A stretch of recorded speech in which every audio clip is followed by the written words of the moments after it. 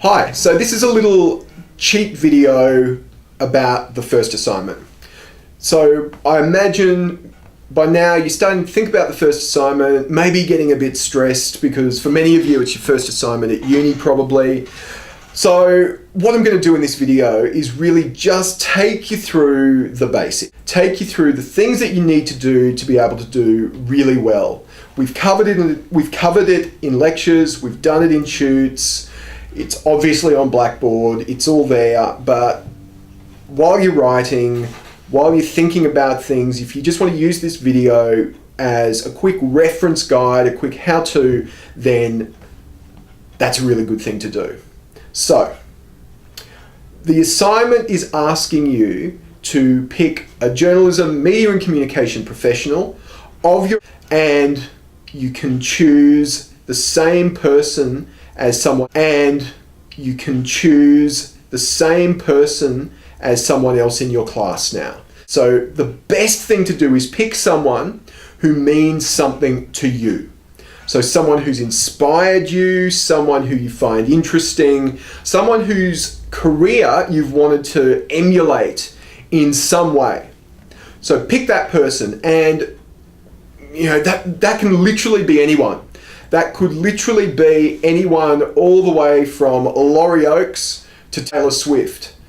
My God, that's a difference, isn't it? Could you imagine those two in a cab together?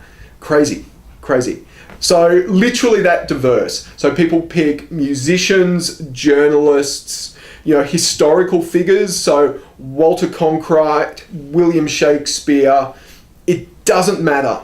Doesn't matter. As long as they're involved in journalism, media and communication industries in some way, and you can relate them to the assignment topic and the assignment questions, you're fine.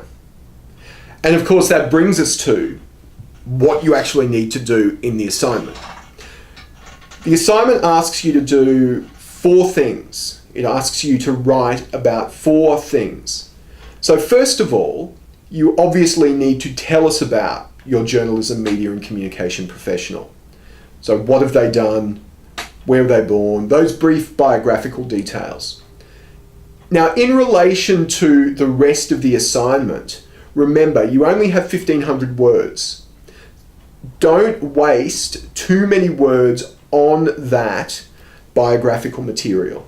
That's really important. And that's a trick, or a trap rather, that many people fall into, because you get really enthusiastic and start writing away about what all the wonderful achievements that your professional's done, and then you get to 1,000 words and go, oh goodness me, I can't remember.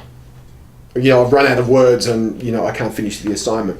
So keep that short, We're thinking, realistically around about 350 words maximum, depending on your person, of course. So 350 words ballpark figure. Then we're asking you to critically reflect on why you find that person interesting, inspiring. Why is it that you've chosen this person? So what is it about Peter Grester?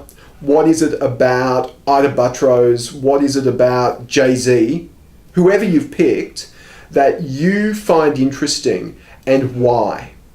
That's the key here. That's the most important part of section 2. Explaining to us why you find this person interesting, important, valuable, whatever. Now again, that's another trap that people fall into. The third part of the assignment, and these last 2 parts are the main parts of the assignment. So these are the sections that you need to devote the most time, the most effort, and the greatest number of words on. Okay, so that's really important. So if you were thinking about sections 1 and 2 as maybe around about, let's say, anywhere from 500 to 700 words, the rest of the assignment, so the next 800 words or the next 700 words, leaving some time for a conclusion, should be focused around, first of all, convergence and globalization. So let me talk about those two concepts first, or recap those two concepts. So we know that from the lectures, convergence refers to the coming together of previously disparate elements of media systems around digital technology. As you just heard, that was convergence in action. Also talk about industrial convergence. So companies now, and telephone companies are the great example here. Companies that once upon a time, were only concerned with doing one thing. So like Telstra and Optus. But now we know that Telstra and Optus, in addition to being phone companies, are also internet providers, but more significantly, content providers. So you can download or access content from Telstra, from Optus, and we know we have Foxtel, which the pay TV, which is, Telstra is part owner of that. That's convergent. The second part of the second concept that we want you to focus on is globalization. Globalization refers to the flow of information and the creation of media organizations and media industries that are transnational. So has your media professional worked for a transnational media company? Have they worked for CNN? Would someone, if you've picked an Australian journalist, like Stan Grant for argument's sake, would he be known internationally? Well, yes, he would, because he has worked on CNN as well as Channel 7 and now NITV. The final two concepts that we want you to focus on are the fourth estate and the public sphere. Now, the fourth estate and the public sphere are in many ways interrelated in that they both refer to journalism, media and communications impact upon public life.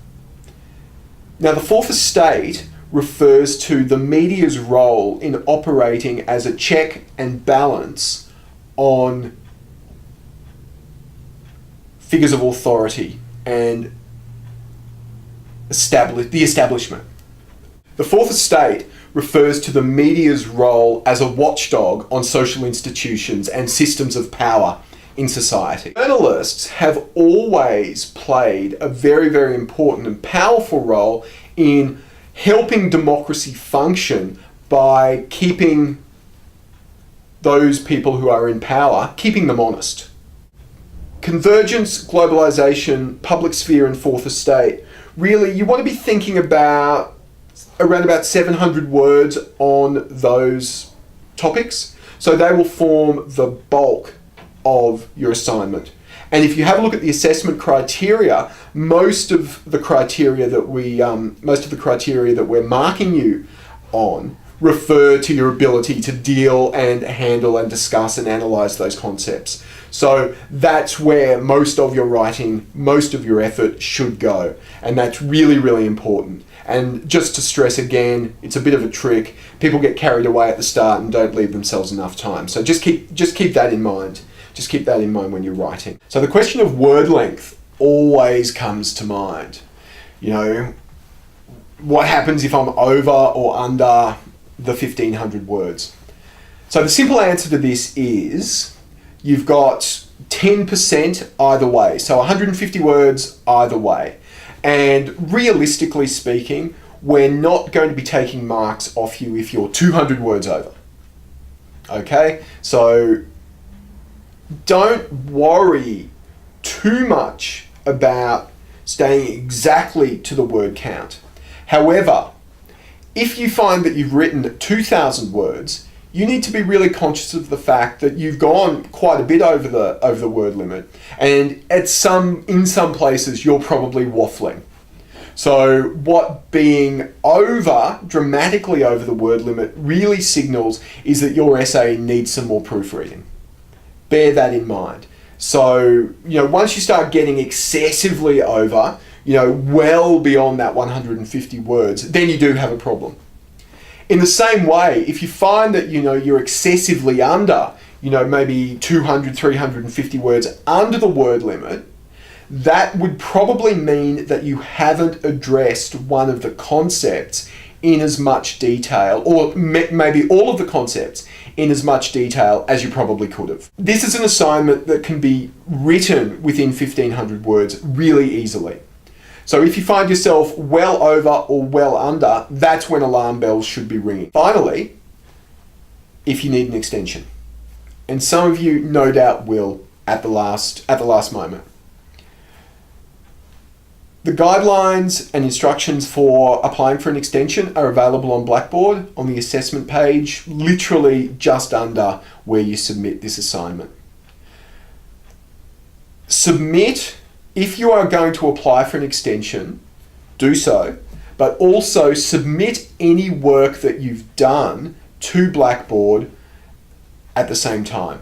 So let us see that you've been working on the assignment in the lead up, and that way we can help you in terms of giving you support if you get sick or you run into trouble elsewhere. But don't ask your tutor for an extension. Don't ask me as unit coordinator for an extension, because we're not allowed to give you one. Okay? University rules mean that all requests for an extension are submitted centrally and dealt with centrally. So don't panic. If you need one, the link's there. That's pretty much it, guys. That's kind of the quick run through if you're feeling a bit stressed and it's late on a Saturday night and you're bashing out your assignment, which no doubt you will be, and no one's on Facebook and you're throwing questions out there. I hope this video has helped to put your mind at ease a little bit. It's a good assignment. It's a fun assignment. I hope most of you have enjoyed writing them.